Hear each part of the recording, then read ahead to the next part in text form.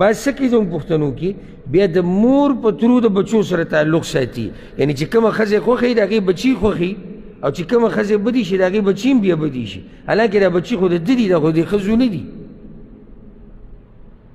نو پښتنو ته چې د ودونو خبره کوي یریږي به هم.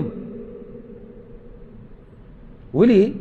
ځکه چې دوی مطلب دا دی چې واده دې ته وایي چې دویمه دې وکړه نو یوه به پکې بیا سیټ ته کړي، نو خو ته بیا یوې ته کښېناستې، تا خو بیا هم دوه نه دي کړي.